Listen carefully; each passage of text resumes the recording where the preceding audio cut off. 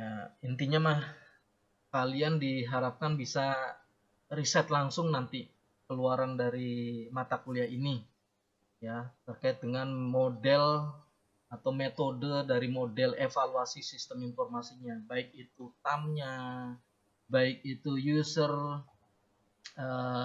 satisfactory-nya, ya. Nanti ini kemudian apa namanya, terkait dengan nanti akhirnya juga membahas terkait dengan apa, balance shortcut, ya. Tuh. Salah satunya adalah model dari evaluasi sistem informasi. Nah, yang sekarang adalah yang akan saya bahas atau saya jelaskan, tidak terlalu banyak sih sebenarnya, tidak banyak sekali, hanya sedikit saja melanjutkan materi yang kemarin sendiri, ya, terkait dengan studi kasusnya, ya, yang ada di, taruhlah contoh perusahaan A dan perusahaan B. Perusahaan A itu tidak menggunakan atau tidak berbasiskan IT atau IS-nya sendiri, atau yang perusahaan B itu sudah berbasiskan IT. Nah, itu nanti bisa dikomparatifkan, ya, dibandingkan. Apa sih keunggulan dari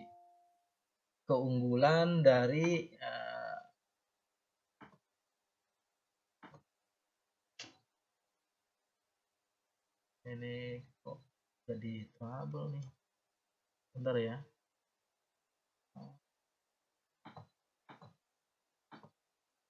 So,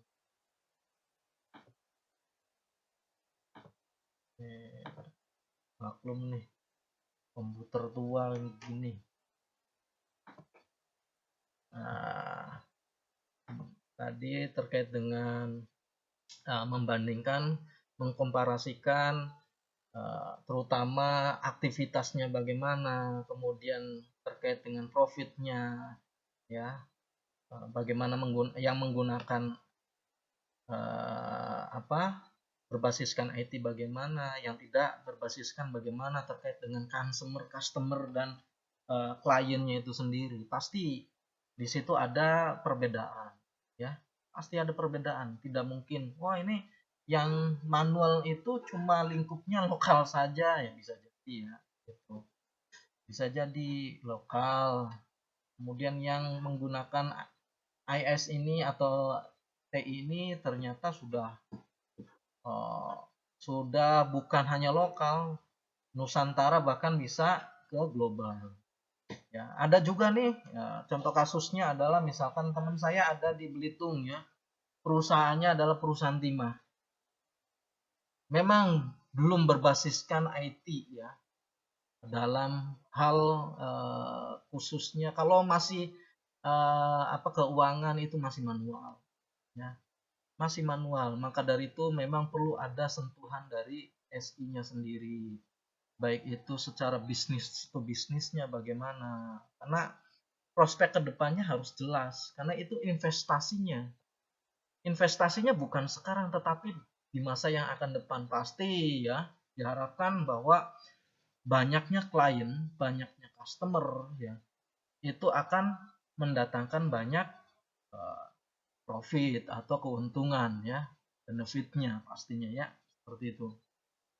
Nah, itu mungkin bisa di apa tuh namanya, ya, bisa dianalisa nanti untuk dibuatkan sistemnya itu sendiri, ya. Nah, seperti itu. Kemudian studi kasus nah, sekarang sebenarnya pengen diskusinya saya tuh secara langsungnya seperti apa sih diskusinya.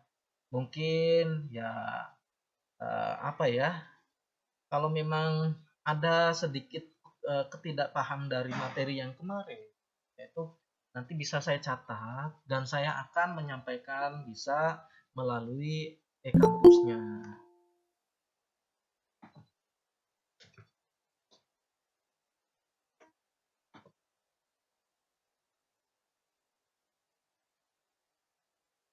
Nah, itu. Kemudian